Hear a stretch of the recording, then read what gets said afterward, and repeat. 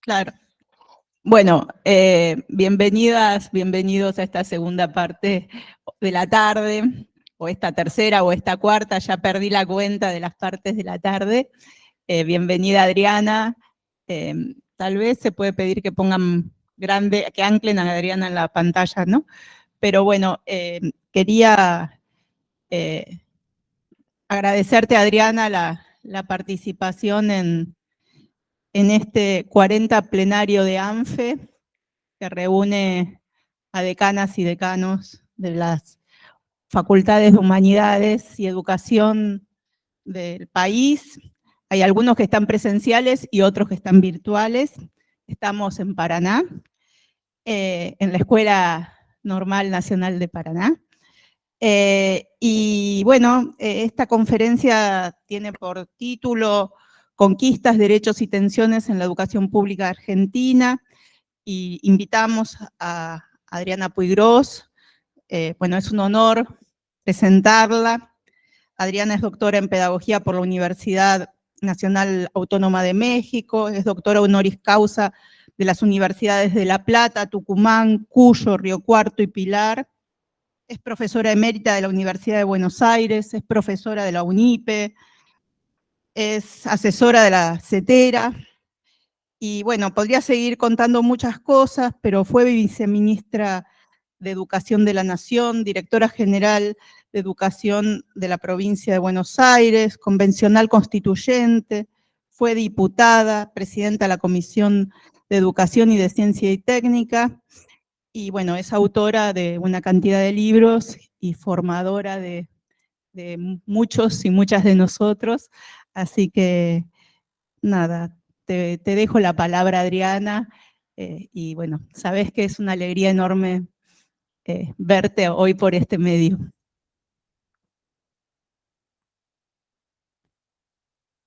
Estás muteada, Adriana, ¿eh?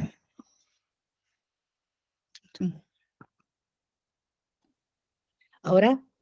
Perfecto. Bueno, gracias, Sofi, muchísimas gracias. Quiero decirles que el honor para mí, que realmente es un reto, además, hablar en un momento tan complicado, digamos, con todos ustedes, ¿no? Ni más ni menos que los decanos de Humanidades y Ciencias de Educación de las universidades nacionales, ¿no? Quiero pedirles disculpas porque estoy ronca, me cuesta mucho trabajo hablar. Entonces, les pido disculpas por el tono, ¿no? Por el tono.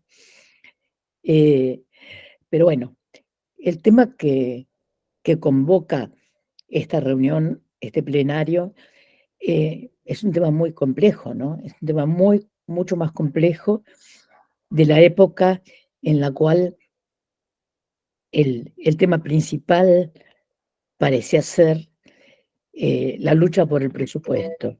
Yo creo, sí, y lo digo así de entrada, que la lucha por el presupuesto es el tema número uno, ¿no? O sea, podemos hablar de muchas cosas, vamos a hablar de varias cosas, pero no hay posibilidades de que funcione el sistema educativo, de que funcionen las universidades, si no hay inversión, acá y en cualquier lugar del mundo.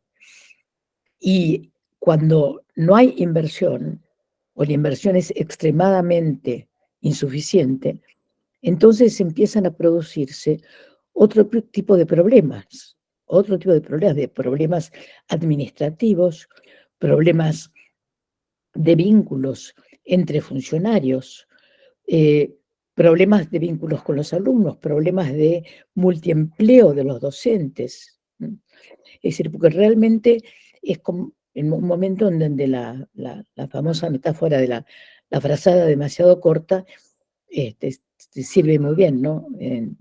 Entonces, digamos, digo, ese es algo que quiero dejar sentado de entrada,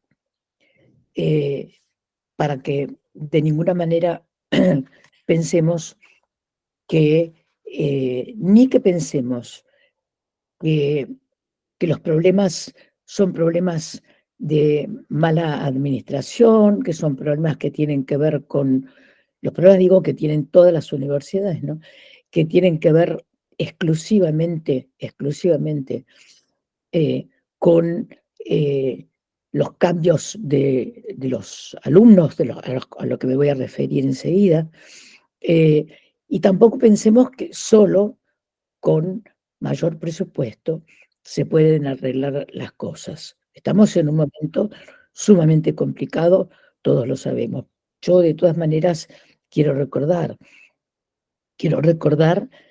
eh, diversos diversos hechos, es decir, que sin duda han incidido en la historia más reciente sobre nuestros alumnos, ¿no? Sobre nuestros alumnos y sobre los docentes y sobre los directivos de las universidades. Entonces, digamos, el primer punto que voy a tocar es el del sujeto de la educación. Luego voy a hablar de la relación entre diversos cambios que estamos viviendo y el tema de la gratuidad. Voy a hablar de la gratuidad. Esto pensando que, después lo voy a repetir, que la discusión sobre la gratuidad de la educación superior, ¿sí?, nos remite a 4 temas fundamentales, que son el papel del Estado y del sector privado en una sociedad, la definición del sujeto de la educación y el avance, cómo ha avanzado la población en los tramos obligatorios del sistema educativo. Y finalmente, las características del sistema productivo. Esto es algo muy complejo, puesto que no podemos ni recortar la situación argentina de esta gravísima situación mundial que estamos viviendo, ni tampoco podemos reducir todo a los acontecimientos mundiales, a la pandemia, a la guerra, a la sequía, etcétera, ¿no es cierto? Las circunstancias que hemos atravesado en los últimos años. Entonces, digamos, ayer hablaba con una colega del norte de Brasil que me comentaba acerca de la sequía, no, de la sequía que fue anterior a las grandes lluvias, etcétera, que tienen en muy mala situación esa región, ¿no? Y mientras hablaba, yo le decía, nosotros también tuvimos una sequía. Y en realidad hay que pensar en términos regionales. Hay que poder pensar a la vez en términos nacionales, en términos, diría, locales, nacionales, regionales y globales. Y tratar de entender cómo se articulan o se contradicen, ¿sí?, acontecimientos que ocurren en estos diferentes niveles. Pero yo creo que este es uno de los mayores esfuerzos que deben hacer las universidades, ¿sí? Trabajar a la vez en registros distintos. Y entonces, en esos registros y en otros que desconocemos, se ubican nuestros alumnos. Se ubican en registros que escapan a la comprensión desde la educación moderna, la racionalidad de la modernidad, en la cual hemos sido todos nosotros educados. Por lo tanto, yo mencioné 4 dimensiones, pero en realidad es seguro que hay otras dimensiones que es muy difícil, ¿sí?, el realmente llegar a comprender. Probablemente, si no hay una catástrofe nuclear, digamos, que paradójicamente en este momento el desarrollo armamentístico, en particular nuclear, de las grandes potencias, está siendo un elemento que contribuye a que no estalle una guerra mundial. Si no hay además cambios ambientales que llegan a un punto incontrolable, entonces tendremos que analizar otras cuestiones, otros cambios, ¿sí?, sobre los cuales podemos hacer y tenemos que hacer mucho en estos niveles que he mencionado, ¿no? Y tratar de entender que estamos realmente, así lo plantean muchos autores, en una era de cambio muy importante, ¿no? Yuval Harari plantea, ¿sí?, que el Homo sapiens, ¿sí?, está cambiando, o se plantea que hay un cambio fundamental en las características del Homo sapiens, que habrá una nueva especie, o como se quiera llamar. Y él dice que el ser humano, ¿sí?, tiene dos características como tal. Una es que crea mundos imaginarios. La otra es la lengua escrita. Esta primera característica que plantea Harari es muy interesante, porque esta creación de mundos imaginarios, ¿sí?, nos lleva a cuestiones actuales, muchas de ellas vinculadas con la tecnología, con la posibilidad que da la tecnología, positiva por un lado, negativa desde otro lado, ¿sí?, precisamente de crear otros mundos, ¿sí? Muchas veces decimos la realidad virtual, reconocemos que hay otra dimensión, esa dimensión virtual, y en general nos quejamos de que los jóvenes vivan en esa realidad, con la idea de que es posible, de que hay posibilidades de desconectarse del mundo en el cual se vive, y ese mundo en el cual se vive, pensado nuevamente desde la sociedad moderna, industrial, y el mundo construido, ¿sí?, de manera imaginaria. Ahí la pregunta que surge es, ¿qué tan imaginario es ese otro mundo? ¿Qué tan imaginario es, no? Y si estamos en un cambio de época y vemos como una necesidad primordial el tratar de, hasta donde podemos, conocer quiénes son nuestros alumnos, aunque no podamos entender todo lo que piensan, todo lo que pasa. La primera cuestión es,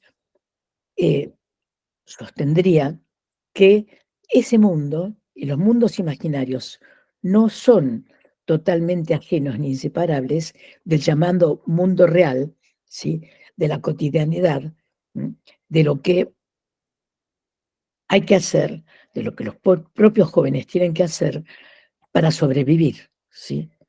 Y digo sobrevivir en un sentido amplio, tanto sobrevivir con la tremenda situación económica que está pasando este país, económica y política, como, digamos, sobrevivir desde el punto de vista cultural.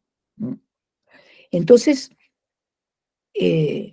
esto nos hace pensar si sostenemos, tal vez es muy difícil sostener hipótesis, y más ahora en esta época, pero si sostenemos la hipótesis de que estamos cambiando de época, de era, no es lo mismo época que era, pero usemos por ahora los dos, las dos situaciones.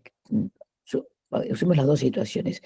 Si estamos en un cambio de ese nivel, entonces hay que tratar de ver qué ha ocurrido a lo largo de la historia Es decir, ¿cómo han sido los grandes cambios?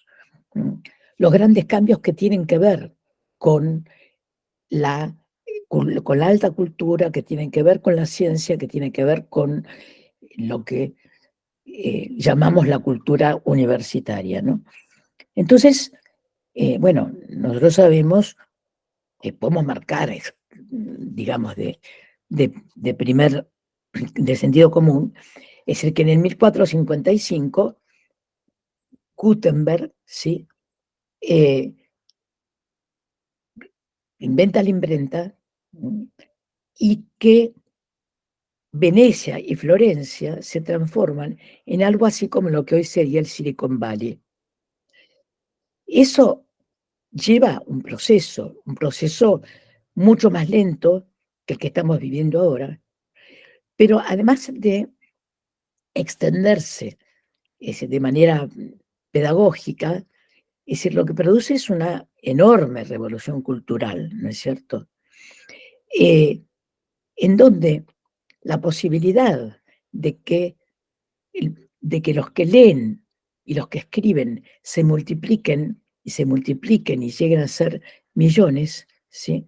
Es decir, tiene, ¿sí?, su origen en estos grandes cambios. No voy a hacer toda la historia de los cambios de las sociedades humanas, pero sí quiero marcar ese hecho. ¿Por qué?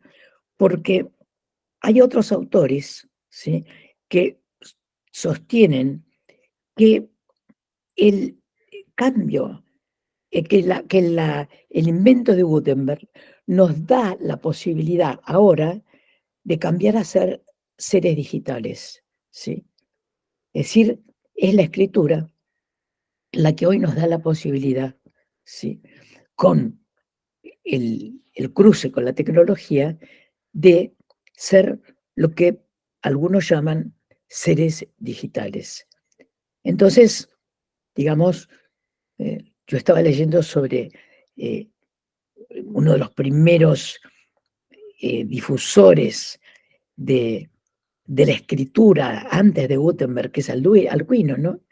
Alcuino, el maestro de Carlomagno, y cómo, digamos, la transmisión de la lengua escrita de una persona a otra persona, ¿sí?, era importantísimo, importantísimo, muy vinculado con el poder, muy vinculado con la economía. Entonces, digamos, si nosotros damos un salto a la actualidad, nos encontramos con que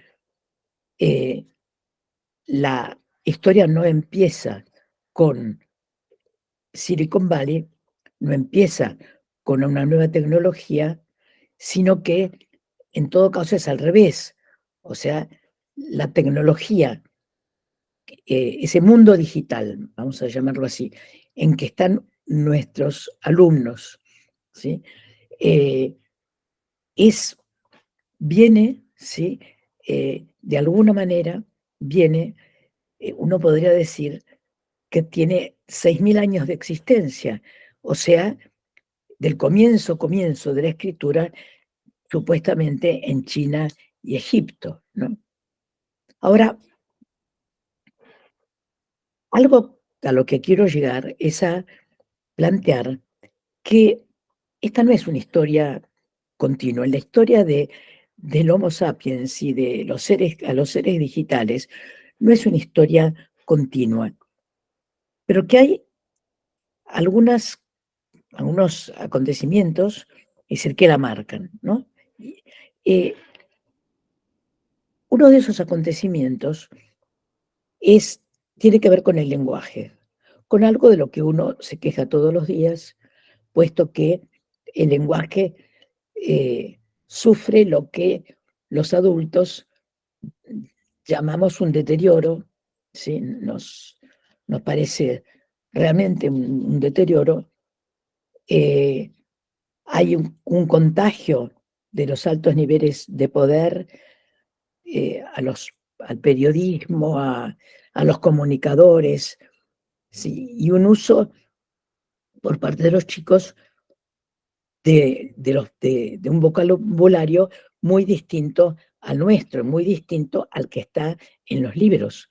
Pero ese lenguaje que circula en el mundo digital.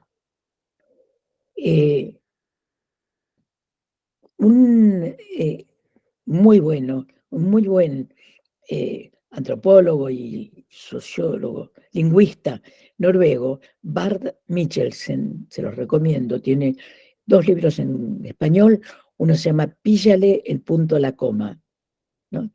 Y él hace una historia de los signos de puntuación, mostrando, ¿sí?, cómo las palabras que se usan, la forma como se las ordena, la diferenciación de las oraciones y la manera como se usan en muchos contextos, tiene una enorme importancia para comprender y para construir sociedad. Entonces, su historia es la historia de los signos de puntuación. Y él muestra algo que realmente uno pocas veces pensó, que es que la introducción de la coma o la introducción de los paréntesis, ¿sí?, conllevaron discusiones muy importantes,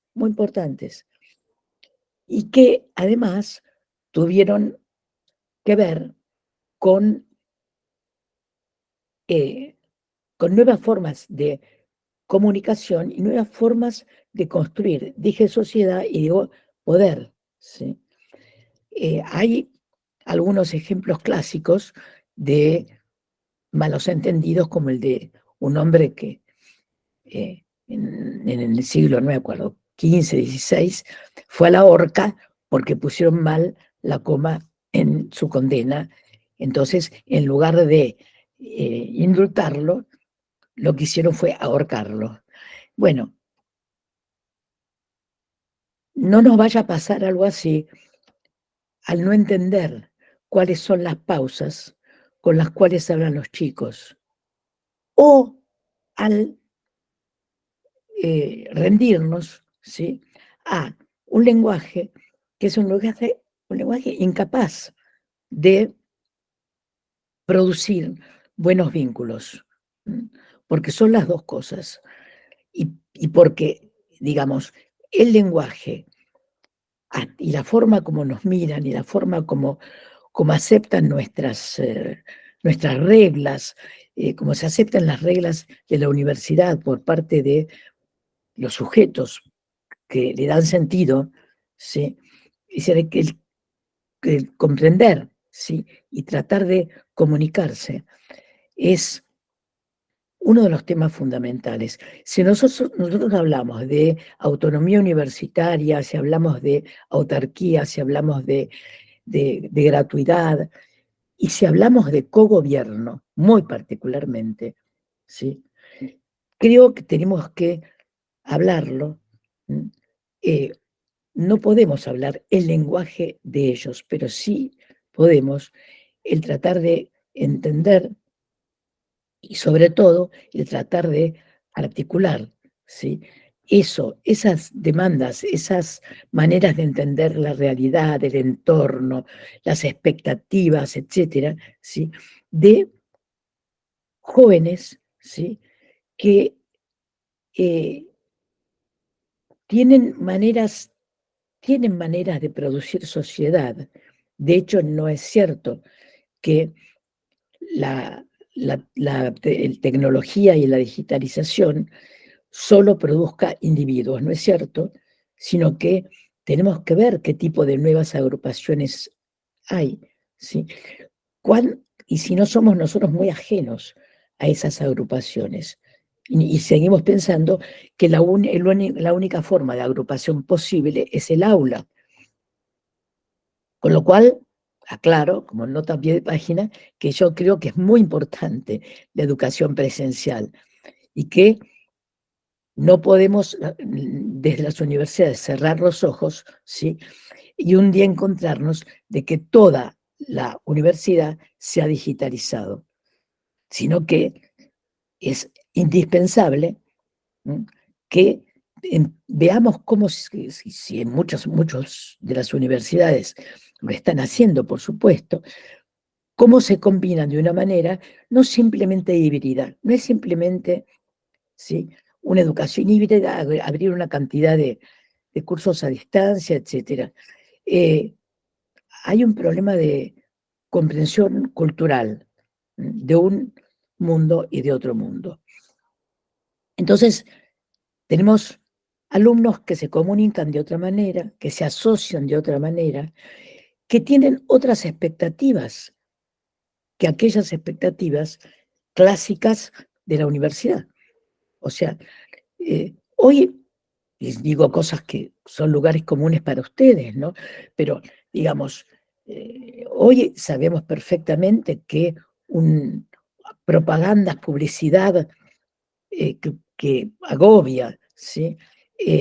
De carreras cortas que otorgan títulos, carreras privadas, ¿no?, que otorgan títulos que en el mercado de trabajo resulta que terminan siendo equivalentes a los de aquellos que se han graduado en nuestras universidades, ¿no? Es tremendo. Y eso cambia las expectativas y también cambia cuáles son los caminos y los instrumentos para el éxito. El éxito, uno de los valores principales, ¿sí?, de esta sociedad, ¿no? El ser, una de las tantas cosas que venimos heredando de esta invasión política, económica y lingüística de los Estados Unidos, es decir, que es, digamos, la idea del éxito, ¿no? O sea, de ser alguien, ¿no?, de ser alguien. Yo quiero ser alguien distinto al otro. Es la idea profunda de la individualización, ¿no? Entonces, digamos, en ese marco, en ese panorama tan complejo, es decir, ¿cuáles son los fundamentos, cuáles son los principales soportes que podemos y quizá debemos ofrecer, sabiendo que estamos en un momento cambiante de tránsito y que probablemente, como en ningún otro momento de la historia, no sabemos hacia dónde? Nos quejamos mucho de que no sabemos hacia dónde, pero tenemos muchos ejemplos. A comienzos de los años 30, nadie imaginaba lo que iba a ocurrir. Para dar un ejemplo, ¿no? Pero eso no quiere decir que la historia se haya cortado en dos.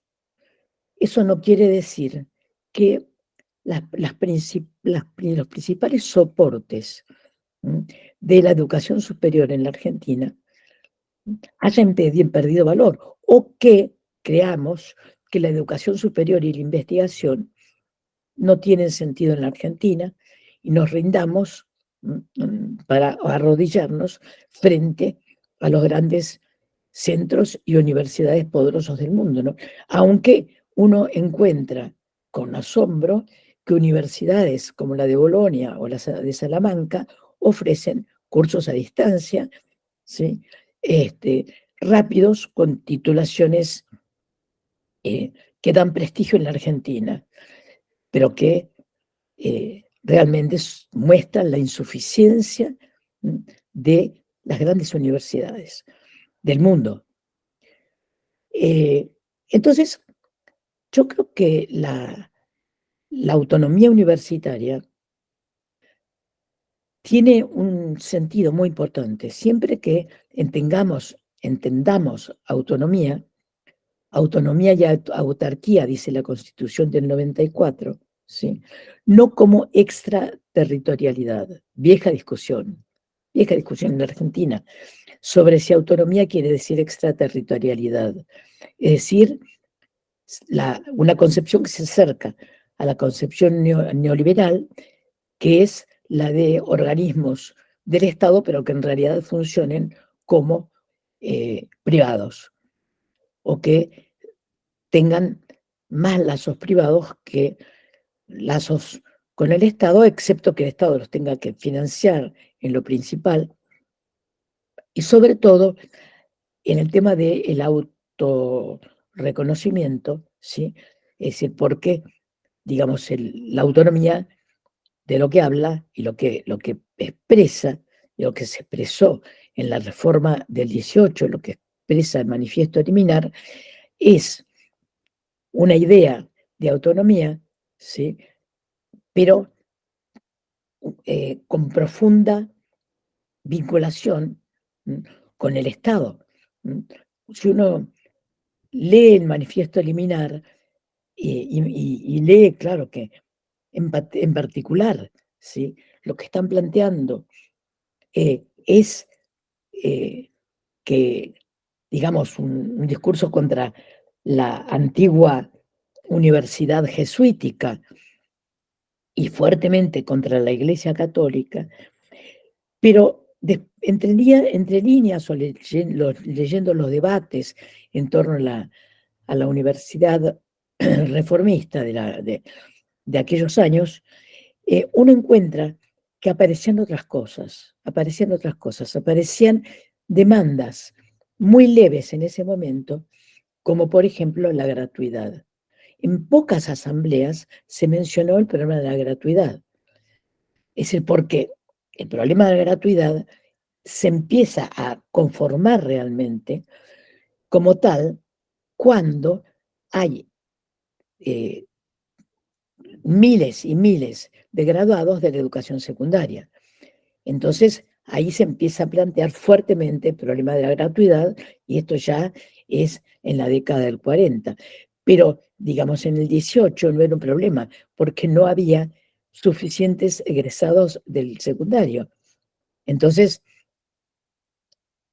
ahí se mezcla un problema de desarrollo del propio sistema educativo y también una cuestión política social, que es que esos graduados pertenecían a la élite. Por lo tanto, temas como la gratuidad no se planteaban, no porque no estuvieran, ¿sí?, en el pensamiento de muchos de los participantes, sino porque no era un problema. Eh, claro, la presencia de sectores medios en ascenso, ¿sí?, en ese momento, sobre todo, digamos, llevaba a otra cuestión, que era la del ingreso. La de, lo, a lo mejor era, en esa época estaba pensado de la manera como hoy decimos ingreso irrestricto en la discusión, ¿sí?, en la discusión. Pese a que las que ingresaban eran élites, pero no había una restricción al ingreso como la que, ¿sí?, se imaginan ahora algunos sectores donde la restricción al ingreso,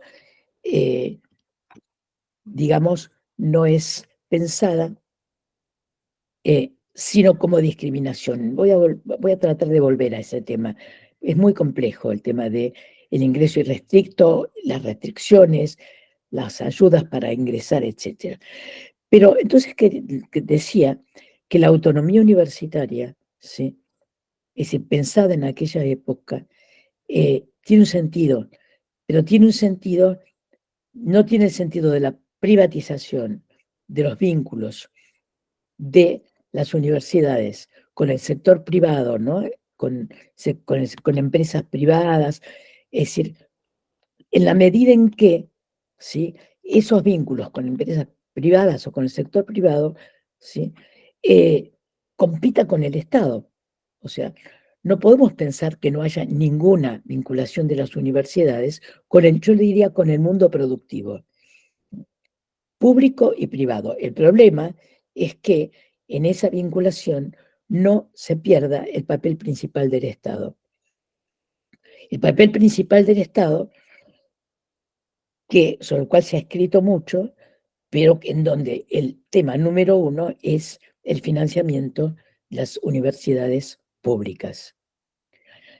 Y no solo el financiamiento de las universidades públicas, también el ejercer el control, voy a decir, sobre las universidades privadas. El hecho de que, como ustedes saben, para abrir una universidad nacional nueva es necesario que un sector social presente, el que demanda, ¿no? El que demanda una nueva universidad, sea un municipio, un grupo de gente, estudiantes, etcétera, ¿sí?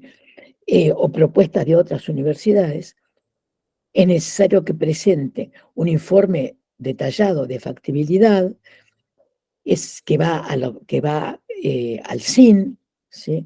Que pasa por la CONIAU, y que recién entonces llega a la Comisión de Educación de la Cámara de Diputados o de senadores, puede entrar por cualquiera de las dos. Y sigue todo el proceso legislativo. En cambio, las universidades privadas se aprueban por resolución ministerial, lo cual, digamos, nos lleva a esto de el tema de la autonomía, ¿no? Porque parece como que la autonomía hubiera pasado al sector privado en muchos momentos. Y la defensa de la autonomía de organismos del Estado es muy importante, ¿sí? Eso en primer lugar, la autonomía. En segundo lugar, yo decía la definición del sujeto de la educación al cual me estuve refiriendo, pero yo creo que, para agregar algo más sobre esto, yo creo que hay que tratar de conocerlos, ¿no? O sea, como todos sabemos, el 56% de los votantes de La Libertad Avanza, de ese 56%, la mayoría fueron jóvenes, y las mujeres en general votaron otras opciones. Pero entonces esto nos lleva de nuevo a los grandes cambios de la época, ¿sí? Nos lleva a tratar de investigar hasta dónde hay reacciones dentro de los propios cambios culturales, reacciones que probablemente ninguno de los que está acá pensamos que se iban a dar, es decir, reacciones frente a los cambios democráticos, ¿no? Es decir, de alguna manera, en nuestra imaginación, en nuestro mundo imaginario, toda medida progresista, como la ampliación de los espacios para las mujeres, como la ampliación, digamos, la apertura para universitaria para las diferentes minorías, etcétera, ¿sí? Imaginamos desde nuestro mundo que eso iba a ser aceptado por todos. Y no alcanzamos a ver, es decir, que en realidad había un sustrato profundo, ¿sí?, en los sótanos de la sociedad. Es decir, que sumados a los cambios tecnológicos, a los cambios en la comunicación, etcétera, es decir, y a las expectativas, como marcaba recién, realmente iban a dar un resultado distinto. Estoy leyendo una novela, después le digo el nombre porque se me acaba de decir, de un escritor francés muy conocido, muy bueno, en donde, que es de hace unos pocos años, pero él lo que relata es una alianza entre la Hermandad Musulmana y el Partido Socialista Francés, en donde hay elecciones y gana la Hermandad Musulmana. Y él lo que muestra a través de la novela es las diversas articulaciones, ¿sí?, entre una y otra cultura. Y la Sorbona, París, se transforma en Universidad Musulmana Sorbona, París. Pero, digamos, hay cambios de todo tipo, ¿sí?, articulaciones de todo tipo, esfuerzos de todo tipo. Y a mí me hizo acordar mucho, me hizo pensar mucho en el mundo digital, ¿m?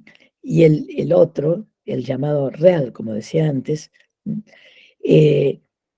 Y digamos, todo lo que nos parece imposible conciliar o articular, ¿m? Es decir, y el esfuerzo que representa para cada uno de nosotros es el cada día, ¿no? Ahora, decía, esto siempre referido al segundo punto que creo que tiene que ver con lo que finalmente voy a tocar, que es la gratuidad. Había dicho el papel del Estado y el sector privado, la definición del sujeto de la educación. Había dicho el avance de la población en los tramos obligatorios del sistema educativo.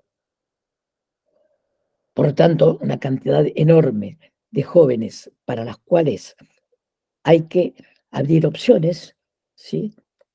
En el momento en que estamos viviendo, las opciones se cierran y se cierran, y yo creo que en las universidades tenemos un papel, una responsabilidad que es histórica, que es lograr que no se cierren, ni las universidades ni los espacios en las universidades. Y esto nos lleva al tema del ingreso irrestricto.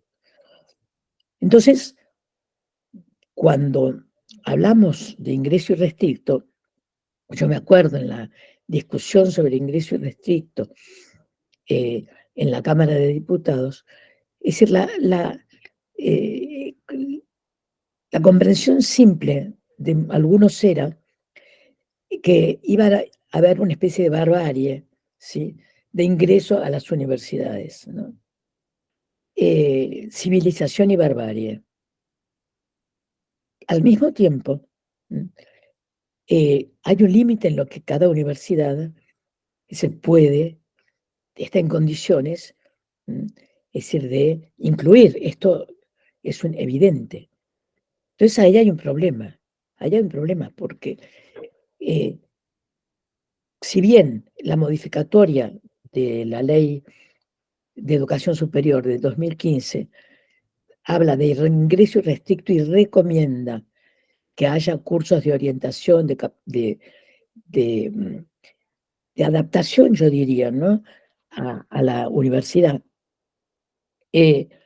Creo que hay que pensar mucho ese problema que se hace más complicado entre lo presencial, lo digital, ¿sí?, la cantidad de alumnos, la capacitación y la cantidad de docentes.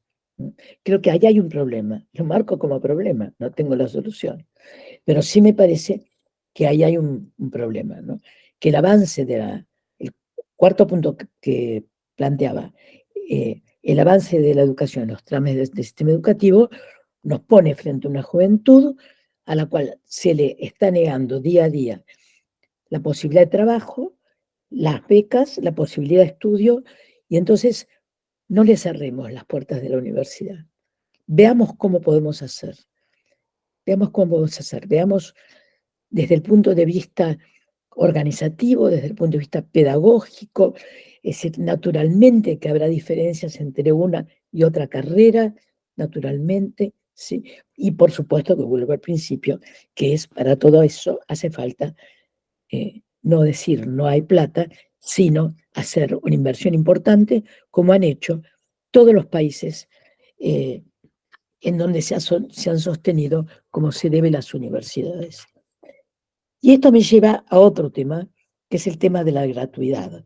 Yo decía que la gratuidad no fue un reclamo principal en el 18 y decía las razones, ¿sí? Ahora voy a dar un salto al Congreso Pedagógico de 1982.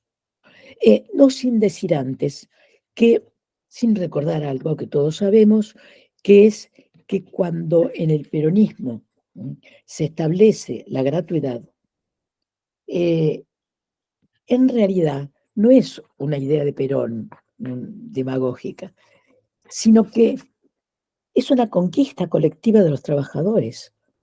Y la prueba de ello es que la creación de la Universidad Obrera Nacional, digamos, y lo que hace Perón en los últimos 2 años de su segundo mandato, lo que hace el peronismo, que es sacar una nueva ley en donde se establece la gratuidad, pero también se incluye la autonomía, la libertad de cátedra y, si no me equivoco, el cogobierno. Es decir, en ese momento se estaba pensando en un nuevo sujeto de la educación universitaria. Y se pensaba, si uno lee los dos decretos y revisa la época, discursos de la época, ¿sí?, que se considera sujetos de la educación superior tanto a los individuos como al colectivo. Ese colectivo que se puede definir de muchas maneras, pero que usualmente se llama pueblo. Ahora, yo quiero saltar, y sobre todo por el tiempo y porque lo que más me gustaría sería escucharlos a ustedes y poder dialogar, voy a saltar al Congreso Pedagógico del 82. Y a algo que me parece, aparte de la postura democrática, de la convocatoria democrática de Alfonsín, en ese Congreso, ¿sí?, se equipara a estatal la educación privada, es decir, se empieza a utilizar un término que la última Ley de Educación Nacional no utiliza, que es educación pública de gestión privada o de gestión estatal.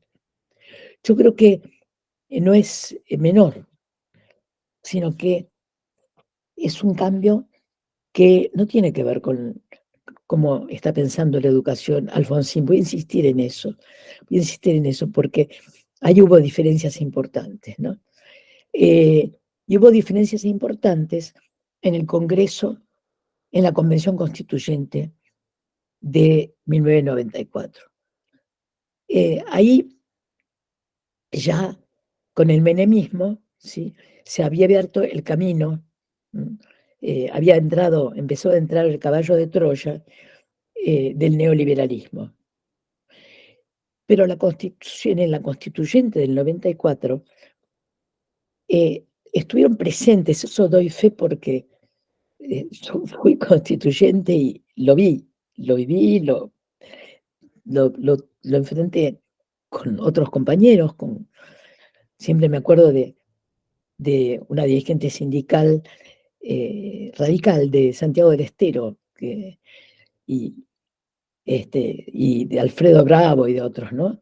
Es decir, peleando con los delegados del Banco Mundial y del Banco Interamericano de Desarrollo, que estaban presentes, o sea, que estaban ahí y que luchaban, hablaban con cada diputado constituyente, con cada bloque, para que se descartara la palabra gratuidad del texto de la Constitución y para que se incluyera el arancel en la educación superior. Bueno, afortunadamente, como ustedes pueden ver, en el texto de la Constitución quedó la Universidad Autónoma y Autárquica y quedó la gratuidad y equidad de la educación. Bueno, la relación entre equidad y gratuidad nos llevaría un largo rato y hemos escrito bastante sobre eso, y se ha puesto que la equidad, ¿sí?, modifica la gratuidad. Y esa es la discusión que tuvimos en la constituyente. Finalmente ganó la postura de poner gratuidad y equidad, ¿sí? Es para hablarlo largamente. Ahora,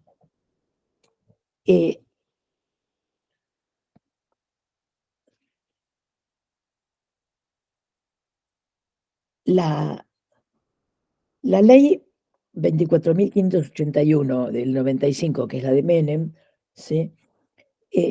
Ha dejado surcos y ha dejado huellas muy, muy importantes.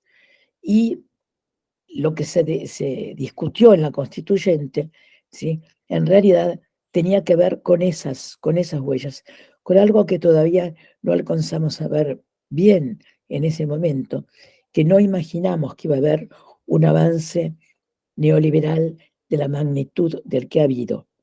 Y en ese sentido, no solamente no lo vimos en los grandes términos de que la globalización que ya veíamos, que ya aceptábamos, que ya conocíamos, iba a ser hegemonizada por los grandes propietarios del mundo, ¿no? Y que va a producir diferencias tan, pero tan marcadas entre unos y otros, ¿no? No solo entre pobres y mil grandes ricos del mundo, para decir un número, sino entre países, y que iba a llevar a conflictos gravísimos como los que estamos viviendo, ¿no? Ahora,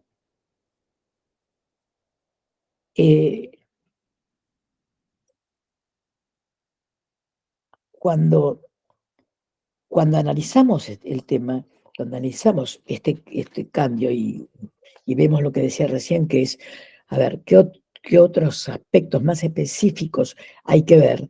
No solamente el gran proceso de globalización y el avance del neoliberalismo, sino cómo esas huellas que fueron quedando, si ese caballo de Troya, fue aceptado por muchísimos universitarios. De hecho,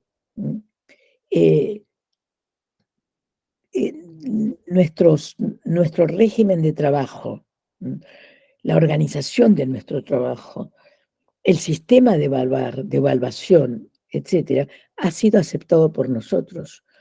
Ha sido aceptado y en su momento no pudimos decir no. Dijimos sí, claro, es necesario evaluar, pero no planteamos la evaluación, ¿sí? El tipo de evaluación como un tema a discutir. Yo creo que es un tema a discutir, ¿sí? Que la evaluación por pares es un tema a discutir. No dije que no está bien, digo que son temas a discutir. Es decir, que el trabajo de la CONEAU es como para analizarlo, y tampoco digo que esté mal, estoy diciendo hay que analizarlo. Y de la misma manera, es decir, otros formatos, ¿no? Otros formatos. Vuelvo a algo, que es qué concepción, ¿sí? Entre universidad y sector privado. Por eso en la modificatoria del 2015 incluimos un inciso, es decir, que inhibe la posibilidad de que los convenios entre las universidades públicas y el sector privado perjudiquen, ¿sí?, la soberanía, perjudiquen la principalidad del Estado. Es decir, justamente por esa razón, ¿no? Ahora, yo voy a avanzar mucho en lo que quería decirles, para abrir, como decía recién, la posibilidad de la discusión. Claro, ahora nos encontramos con otro panorama, nos encontramos no solo con que las universidades no tienen fondos, con que las provincias no reciben los fondos que les corresponde, sino que nos encontramos francamente con un ataque a la educación pública en su conjunto, es decir, y en particular a las universidades, ¿no? Y una aplicación de, de la teoría de Hayek. Uno lee a Hayek, no sé si a Hayek o a von Mises, es a quien le dieron, a cuál de los dos de la escuela austríaca le dieron el premio Nobel de Economía. Ahora, bueno, Milei dice que con la transformación que él está haciendo se lo van a dar a él, ¿no? Pero bueno, el tema es que se está aplicando tal cual, algo que en Hayek fue una teoría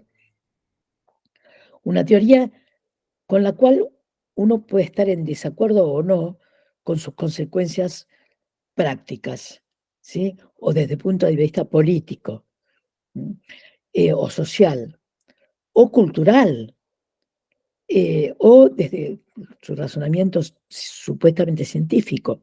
Pero es una teoría. La aplicación de esa teoría, ¿sí? Que se fue haciendo a partir de que Milton Friedman, discípulo de Hayek, me refiero a América Latina, ¿sí? Manda a los Chicago Boys, ¿se acuerdan los Chicago Boys? Friedman colocó desde hace 20, 25 años, más todavía, en la época de las dictaduras latinoamericanas, equipos de Chicago Boys, ¿sí? Que eran del estilo de los asesores del Banco Mundial, etcétera, que venían a presionarnos en el Congreso de la Constituyente. Entonces, digamos, el defender la gratuidad, es decir, el Estado debe ser responsable por nuestra Constitución, por nuestras leyes, ¿sí? El Estado debe ser el principal responsable de la educación superior, así como lo debe ser del conjunto del sistema educativo. Que el tema de que ha crecido enormemente la población demandante de educación superior requiere profundos análisis, y también una responsabilidad frente a los chicos que no podemos abandonar al celular. Paréntesis o nota al pie, ¿sí?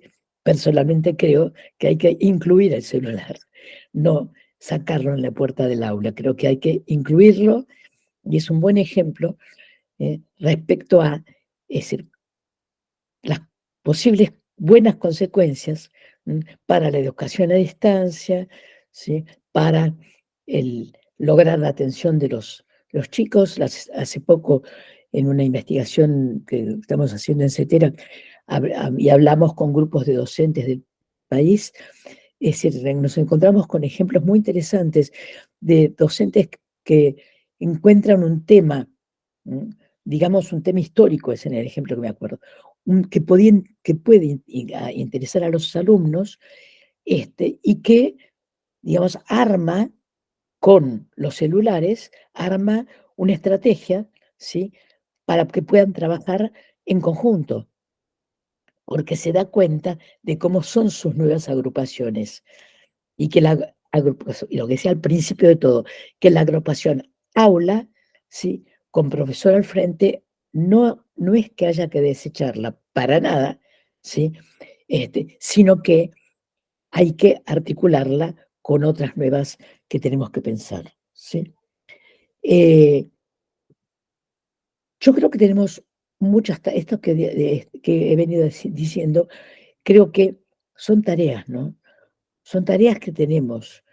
Una tarea es el tema de gratuidad, otra tarea es el tema de la población universitaria, otra tarea es,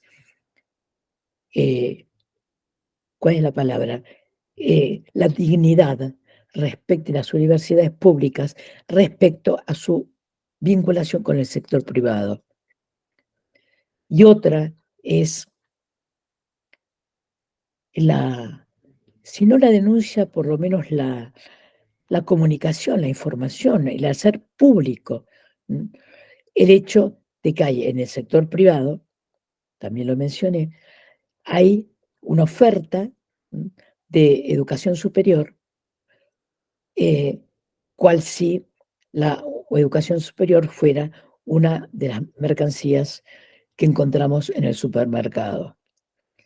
Yo creo que son tareas muy importantes y finalmente me parece que la conexión de las universidades públicas argentinas con las universidades del mundo, y con las universidades de América Latina es muy importante. Me parece que ojalá lleguemos algún día a tener una unión de países de América Latina, pero hasta que lleguemos allí, los vínculos, muchos de los que ya existen, ¿no? Y muchos de los que podemos profundizar, son indispensables para contribuir no solo a la conservación de la soberanía, sino a la implantación profunda de la soberanía, quizás repensada no solo como nacional, sino como regional. Y, eh, y en tratar de entender las nuevas identidades en ese marco. Bueno, muchas gracias. Los escucho a ustedes.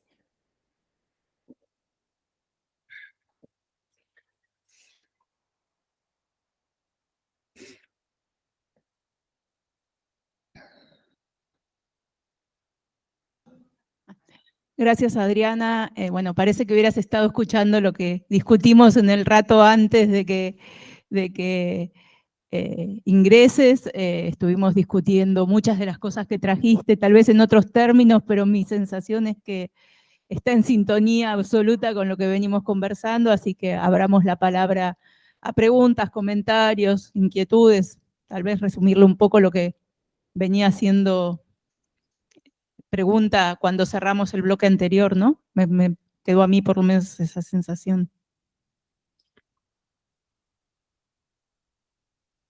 Mientras piensan, quiero decirles una cosa, que es que estoy muy emocionada de estar en la Escuela Normal de Paraná. Y además que yo fui profesora de la UNER durante 16 años. Así que es una situación muy particular y por eso quiero escucharlos a todos.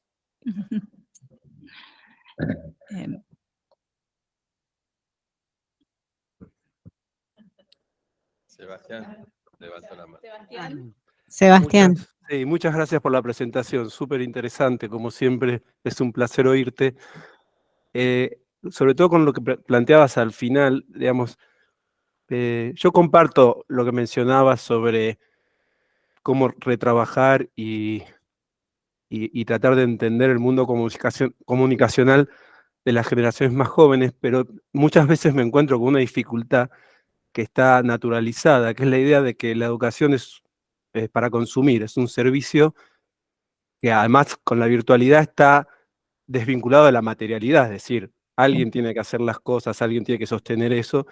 ¿Y cómo te parece o cuál sería algún elemento clave desde tu punto de vista para poder desarmar esta inercia de que cuando vamos a aprender vamos a consumir algo que ya está empaquetado y que tiene que tener una utilidad, una funcionalidad muy acotada, si queremos, ¿no? O abierta en el sentido de la plasticidad de hay que adaptarse a los cambios eternos que plantea el neoliberalismo y que están muy claramente formulados en las universidades privadas. Pero la universidad pública es más complicado, por lo menos mi experiencia, cuando surgen estas tendencias a, bueno, esto es un servicio, me lo tenés que dar y yo soy un individuo que lo consume.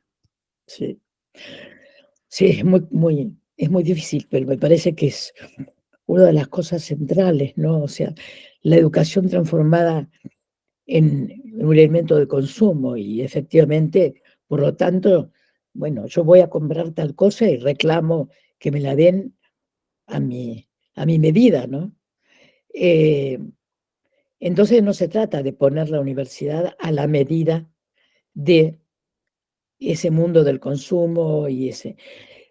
Yo creo que por un lado, y esto lo digo sobre todo por lo que estoy viendo, insisto, en las investigaciones que estamos haciendo en el Instituto de Cetera, que es encontrar temas que pueden encontrar y ser capaces de mostrar, de llevar a los alumnos a temas que pueden ser de interés. Un tema que puede ser de interés, un tema, en cualquier área del conocimiento, ¿sí? Eso es importante, porque si no nos rendimos a que nada más les interesa que estar con el celular. Ahí hay otra cuestión, que es que nosotros pensamos muchos pensamos, que ahora no se lee. Eso no es cierto. Ahora se lee muchísimo y hay quienes dicen que se lee más que nunca. Lo que pasa es que se lee de otra manera. Uno lee desde letreros por la calle, publicidades, letreros, cosas escritas, hasta el celular, o digamos los letreros que pasan por la televisión. Entonces, por un lado me parece, el encontrar el punto, ser capaces de atraer con un tema. Y a lo mejor ir a atraer con un tema no es hablar 60 minutos, pero a lo mejor sí es proponerles, contarles, yo desde mi campo, ¿no? O sea, les hablaba de Arduino, siglo Kelly, siglo VI, siglo VII. Uno puede decir, bueno, pero a los chicos no les interesa más la historia. A lo mejor no les interesa la historia reciente, ¿sí? Se tapan los oídos y no quieren escuchar. Dicen, lo he escuchado, eso es problema de ustedes. La dictadura fue un problema, no le entendemos. Comprendemos, estamos por los derechos humanos, pero no es nuestro, ¿no? Y a lo mejor, digamos, un tema histórico, bueno, yo creo que con la ciencia pasa lo mismo, a lo mejor el presentar, también me refiero a ejemplos, el presentar el futuro no como un desastre, sino como con la posibilidad de descubrimientos, ¿no? Es decir, pero entonces, en síntesis, yo creo que una cuestión es esa. La otra cuestión es no discutirles,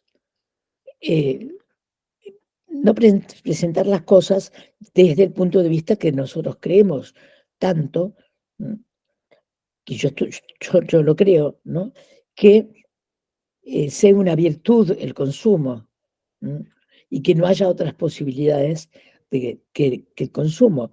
Esa creencia inhibe, deprime.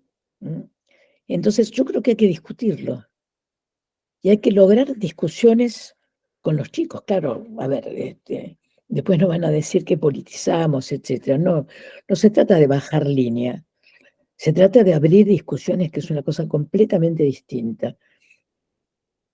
Así que bueno, es mucho para hablar sobre eso, profesor.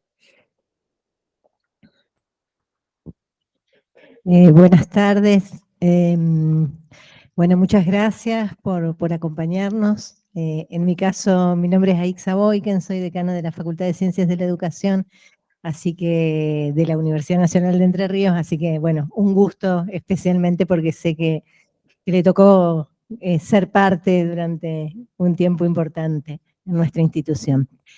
Sobre alguno de estos ejes que planteaba, yo pensaba que estamos hablando sobre cómo generamos espacios de transmisión entre generaciones y cómo la universidad no se rinde, o nosotros como educadoras, educadores, no nos rendimos ante estas situaciones que a veces nos desesperanzan, digamos, como decimos, bueno, nos cuesta en algunas ocasiones establecer vínculos.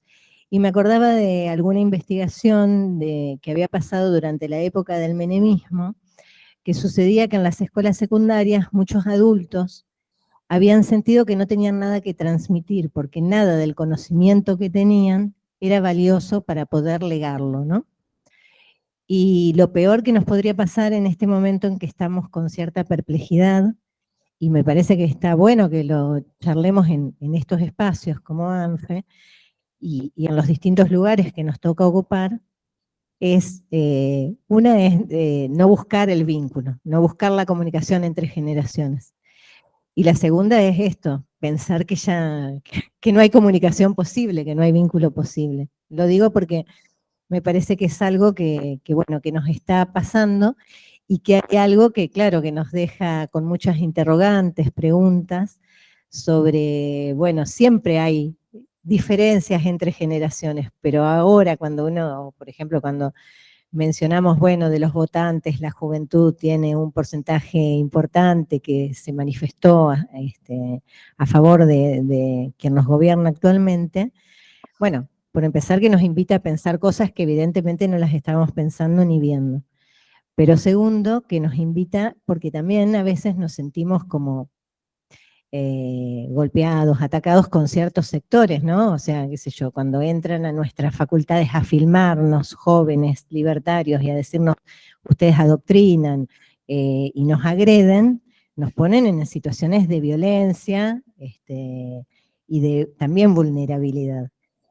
Entonces, está bueno pensar, bueno, cómo trabajamos ahí. Creo que tenemos que trabajar colectivamente, pero que también tenemos ahí un desafío importante de no sentir que nos rendimos y que no transmitimos o que solo vamos a seguir hablando con quienes nos entendemos, que es lo más cómodo a veces.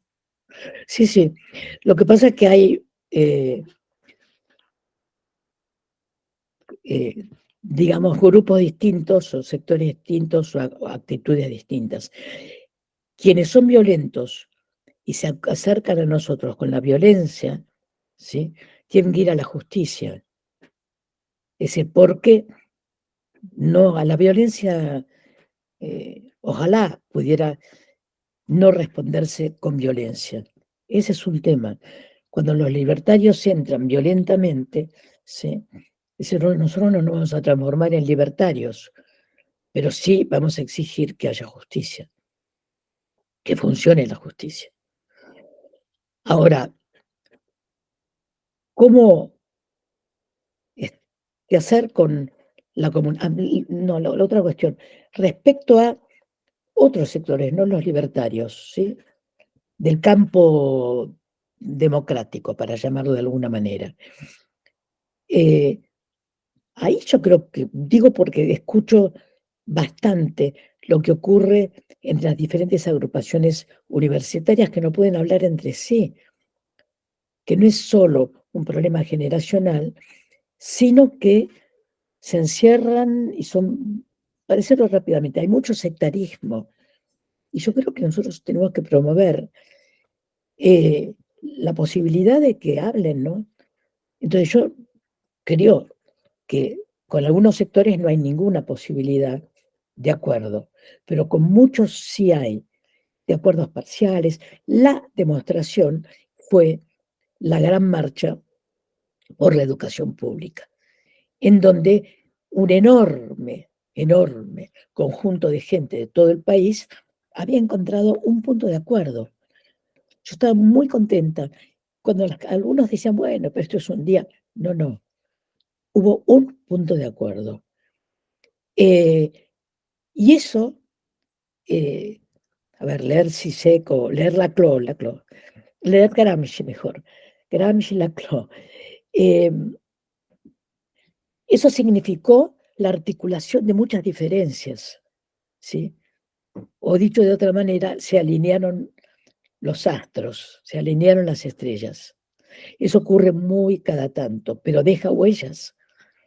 Entonces, a mí me parece que quizás es poco lo que hemos hecho como para que esas huellas, esas ligazones, ¿sí?, se pudieran transformar en discusiones en el mejor sentido del término. Entonces, eso es algo muy importante, ¿no?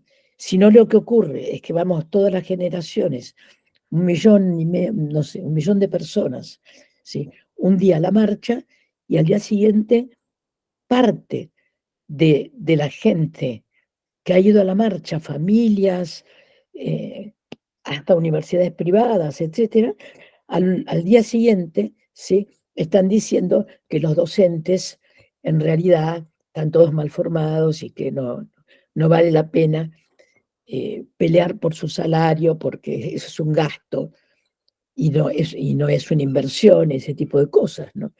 Eso es muy importante, ¿no? Y entre generaciones hay que escuchar. Hay que escuchar. No podemos pedirles que nos escuchen si no los escuchamos. Entonces, escuchar en la universidad es como en la secundaria, como en la primaria, ¿sí? Escuchar las cosas más importantes, profundas, que nos puede abrirnos para escuchar. Y si nos abrimos para escuchar, vamos a encontrar, sí, que nos escuchan, que nos piden ayuda y que no se va a romper la diferencia entre las generaciones, ¿no? Somos distintos, nacimos en mundos distintos. Pero se va a articular lo que pide la historia, ¿no? Muchas gracias, Adriana. Bueno, te agradecemos mucho la conversación. No sé si quedaron cuestiones, nada, contarte que por lo menos a mí me quedan picando muchas puntas de contacto entre la discusión sobre las resoluciones de noviembre del año pasado y lo que traía sobre qué es una carrera corta, qué es una carrera larga, bueno, muchas cosas, pero que seguiremos discutiendo. Y bueno, nada, agradecerte mucho el tiempo, las ideas y la disponibilidad, diría yo, de ponerte a conversar con nosotras y nosotros en esta tarde, porque creo que trajiste un montón de pistas que ponen en una sintonía más larga estas cosas. Y también, nada, hoy a la mañana teníamos un panel sobre los 40 plenarios de ANFE, y también me parece que hizo sintonía con eso, ¿no? Una historia más corta y una historia más larga, o unos problemas más del presente, que son resoluciones que nos invitan a repensar la caja en la que están nuestras carreras y nos hacen preguntas sobre cuánto tiene que ver con problemas reales, cuánto tiene que ver con alinearse con Bolonia o con propuestas más mercantiles. Y creo que la pregunta es válida, digamos, y dejarla abierta es válido. A mí me queda como esta tensión entre, son propuestas que van solamente para ponernos en la misma caja de estas universidades privadas prestigiosas, o son propuestas que están preocupadas por ofrecer algo en cajas de este tiempo, por decirlo de alguna manera, ¿no? Y creo que está bueno quedarse con eso, que me parece que tu conferencia permite pensar. Y como esos otras cosas, ¿no? Esto de los sujetos, hubo toda una reflexión, y te lo comparto porque sé que estabas interesada por lo que charlábamos, sobre, bueno, tenemos ingresantes, pero en esta situación económica muchos estudiantes dejaron este año, más que otros años, ¿no? El tema de virtualidad, presencialidad como una incomodidad, porque bueno, la virtualidad resuelve los problemas del transporte, pero nos deja muchas veces con muchas preguntas sobre las condiciones en las que la virtualidad se lleva adelante. Bueno, un montón de cosas. Quería comentártelo porque sé que te interesaba, que habíamos conversado, y a mí me parece que tu conferencia nos dejó eso, articulando cosas en la cabeza y pensando mucho. Así que nada, compartirlo, agradecerte, y bueno, un aplauso grande. Muchas gracias a ustedes. Muchas gracias. Ha sido un gusto.